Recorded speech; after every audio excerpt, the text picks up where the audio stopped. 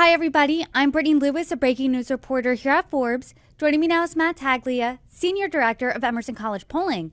Matt, thanks so much for joining me. Thanks for having me, Brittany. Emerson College Polling has their new national survey out for the month of June, and there is a lot of good data in here, looking at both Democrats and Republicans. So I do want to start with the standard bearer of the GOP, President Donald Trump. 6 months into his second term, what is his approval rating? Yeah, Brittany. So his approval rating for the first time since he took office is now negative, only just though. So he's 45% approve, 46% disapprove. Uh, if we look at independents, they disapprove by about 12 points now. They've been in the disapprove category, but that's moved a little bit further now. This has been sort of a consistent trajectory, I think, since January. We've seen his approval numbers tick down slightly and his disapproved numbers come up. So it's just continuing that trajectory. Who knows if it levels out? But for now, at least, he's about 1 point underwater. 1 point underwater. That's not a trajectory a president wants to see themselves go in, especially 6 months into their second term. I mean, what's contributing to this when you're looking at the data points here? What demographics are going the other way now? Yeah, and I think that independent number is definitely important. Those 12 points who say, by 12 points saying that they disapprove. If we look a little bit further down at the right direction, wrong track number, I think that's pretty interesting because we've got 47% who say that the country is headed in the right direction versus 53% who say it's on the wrong track. Again, we see it's a 42-59 split among independents. We didn't give a third option like we do for the approved disapprove numbers here. So folks are really forced into this binary choice. So I do think that that's a little bit illuminating here, that 6 point differential. I think it's just overall, beyond independence, beyond partisanship, I think overall with inflation, with the economy, with world war in the news, we're seeing a little bit of melt here for President Trump and for perceptions of the country's trajectory overall. And I know President Trump is in a really unique position because he's in his second term, but he had his first and second term broken up with 4 years of Biden in the middle. So, how does this stack up to other modern presidents? Is this typical for them to see a dip 6 months in, them now be underwater a little bit? Yeah, I think that that is fairly typical to see a little bit of a dip. It's very dependent upon the presidency. With George W. Bush, it was kind of the opposite. We saw after his presidency and 9/11, that's when his approval numbers really took off, with folks rallying around the flag, so to speak. You look at Biden, and I think the real turning point was the withdrawal from Afghanistan. That was when his disapproval number really shot up, rather, and his approval number tanked, and he never really recovered from that. So we're not seeing some dramatic change in approval. I would say that this is sort of a typical presidency in that sense, but we're not seeing massive response to some of the things that have happened over the course of the Trump presidency so far.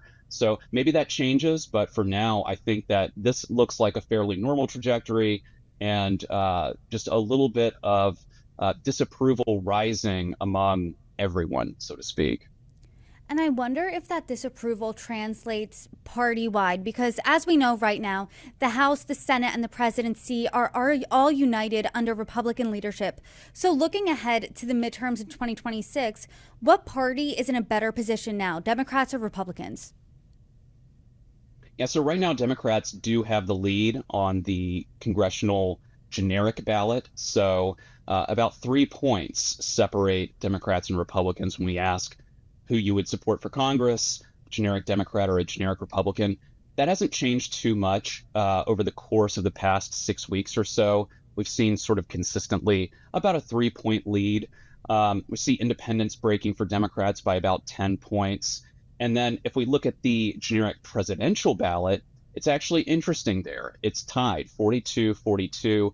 Again, that's thanks to independents. So I think heading into the midterms, Democrats seem to have a little bit of an advantage here. But beyond that, it sort of remains to be seen, I think. And I want to talk about the beyond that to 2028, to those presidential candidates. And many saw that the results from the Democratic primary in the New York City mayoral race are a case study of where the left wants to go. And based on the results Tuesday night, it's seemingly more left because a progressive did come out on top there. There are obviously a few caveats to this race because New York City is a very liberal city and that it was an off year in terms of elections. But you asked Democratic voters, you asked them about a slew of candidates. Who would you want to see as their Democratic nominee? What were the results? Brittany, you're right. We saw some indication of maybe where part of the party is going this past week, but when we asked that question nationally, who folks want to see as the next leader of the party, as the presidential nominee in 2028, Democrats nationwide don't necessarily agree with that. So we have Pete Buttigieg at 16%, followed by Kamala Harris at 12, Gavin Newsom also at 12, and then all others are under 10%. So, I don't think that this necessarily speaks to the progressive wing of the party. I wouldn't label most of these candidates as progressives. Now, if we look a little bit further down, it is interesting. We see that AOC is at 7%. So she does okay here, tied with Josh Shapiro, also at 7%. Now, AOC leads with those who are under 30 years of age. That's maybe not surprising. We're going to see the most progressive folks in sort of that age bracket. And then Newsom and Buttigieg do best with those who are older, over the age of 60 roughly. So again, I don't see a groundswell for progressive candidates here, but I do think that AOC sort of holds her own, at least in this test ballot. And I know that Emerson has asked this question before, but have you seen a shift since when you last asked about the 2028 presidential Democratic nominees? Yeah, so the last time that we asked, we did ask an open-ended question, so folks had to name who they would like to see as the Democratic nominee, and Kamala Harris was overwhelmingly the first choice for voters. That's no longer the case. So it is a little bit of a surprise to see Pete Buttigieg on top here with 16% and Harris below that with 12%. So yeah, we have definitely seen a shift. I think some folks are moving beyond pure name recognition, although, all of these folks do have fairly high name recognition, but also moving beyond that 2024 ballot and the nominee then, which was Kamala Harris. I think folks are just now starting to think about who else could potentially lead the party into 2028. I think it's really interesting that you're saying kind of everyone pump the brakes a little bit on Democrats wanting to go fully to the left, fully progressive as you can, because this poll certainly isn't indicating that. Pete Buttigieg certainly isn't the most progressive person on this list. Neither is Vice President Kamala Harris. Neither is Governor Gavin Newsom. Are there any other takeaways that you're seeing here in this, if you could read the tea leaves a little bit for us?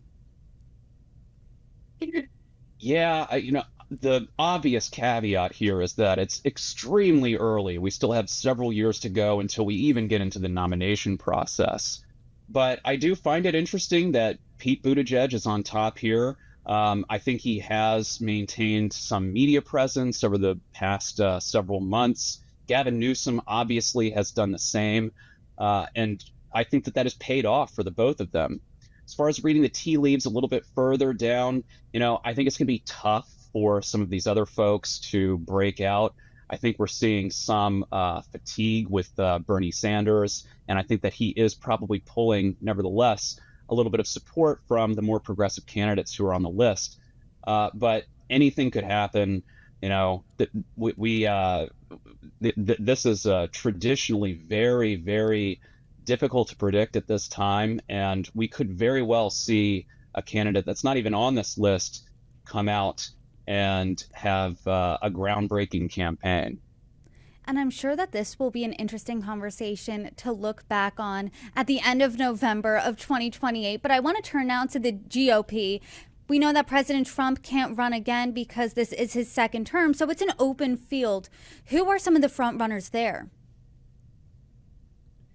And this is maybe a little bit less interesting because the GOP is more so consolidated in their vote right now. So Vice President J.D. Vance receives 46%, Marco Rubio, Secretary of State, at 12%, and then everyone else is in the single digits here. So, I think that J.D. Vance, high name ID, folks seem to generally like him in the GOP. And so this is really his race to lose right now. Again, we're very early. Anything could change. 2015, when the GOP nomination was just kicking off, there were a lot of folks in the field who were polling very well and ended up either dropping out before Iowa or doing very poorly. So anything could happen, but right now this is JD Vance's race to lose. And it's interesting, based on this poll, it seems like a lot of voters here see President Trump passing that MAGA torch to J.D. Vance, and they think that he would make a good president. Has this changed since Emerson asked the question back in November? Not too much. Folks then named JD Vance as one of their top choices. The difference between our polling earlier in the year and now is that we don't have Trump included here. A lot of folks, again, that was an open-ended question, so folks had to name who they wanted to see as the Republican nominee, and a lot of voters said Trump. So that's the big difference here. We don't have him on the list. Um, we don't anticipate that the Constitution will change. President Trump has said that he does not intend to try to seek a third term in some capacity. So I think that's the big shift here. We're seeing that the field is cleared for JD Vance. And when you're looking at both the Democratic and Republican nominee questions, how much does the undecided vote play a factor in here? Well, I think it plays a major factor. There's potentially millions and millions of votes on the table for both sides. It's going to be really dependent upon state, though, and dependent upon how the states decide to conduct their caucuses and primaries and how the parties dictate that and where that placement is. There's so many unknowns right now. You could have a breakout candidate in Iowa if Iowa's first, but that would be a totally different candidate from South Carolina or from New Hampshire or Nevada. So there's a lot there's a lot on the table right now. The possibilities are endless. I expect most of the voters to be either undecided or weak in their support for any one candidate at this time. I think that's especially true with the Democratic Party, where we don't see anyone breaking about 20%. And, we don't have a sitting Democratic president. So leadership is very much in question. Anything could happen here. You did also poll a slew of other questions that I do want to touch on really quickly. Let's start with immigration, which seems to be a real highlight for President Trump when it comes to his polling. Issues regarding restricting birthright citizenship and the way the administration is handling deportations continue to be real flashpoints and concerns. They're the more controversial parts of the immigration conversation. What do voters think about these two facets here? Yeah, birthright citizenship was kind of interesting. So we asked whether folks support or oppose continuing to provide birthright citizenship to children of undocumented immigrants. Anyone who is born in the country receiving birthright citizenship, 68% overall say that they want to see birthright citizenship continue. Just 32% say no. And when you look at those demographics, Democrats and independents heavily in favor of continuing birthright citizenship. But even Republicans are split. 49% want to continue birthright citizenship, 51% want to end it. Younger voters are also more likely to support birthright citizenship. But overall, I think we see there is not support for ending birthright citizenship. Even Republicans are split. That is not a policy that people want to see press forward. And what about deportations? Yeah, when we look at deportations, it's a little bit more split here. 52% say that the Trump administration has gone too far in deporting undocumented immigrants. 25% say it's about right. And then 23% say that the administration has not gone far enough.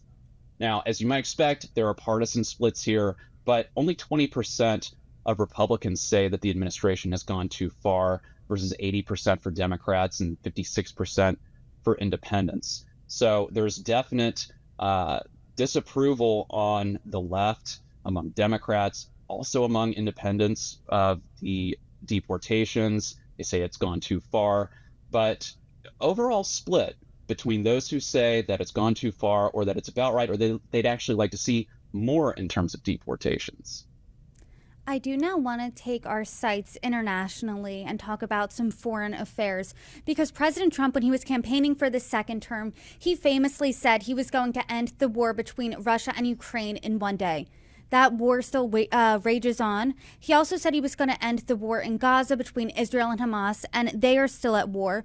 Just over this past weekend, there were questions about a potential World War III, questions of is the United States going to get involved in a war in the Middle East after the U.S. dropped bombs on multiple Iranian sites. What do people think? Do people think that we are going to enter a war under President Trump's presidency? So we asked two questions here. First, in terms of specifically Israel and Iran, whether folks believed that there would be peace or war in the next few weeks. And there's a split here. 28% say that there will be peace in the next few weeks. 30% expect a major war between the two countries. We also asked about whether there would be a world war in the next 4 years, which we've asked about previously. And 52% expect there to be a world war. They think it's either somewhat or very likely. That's a 2 point increase since March. And we see that Republicans track a little bit more towards that less likely category. My last question to you, the 4th of July is right around the corner. Are people feeling particularly patriotic this year?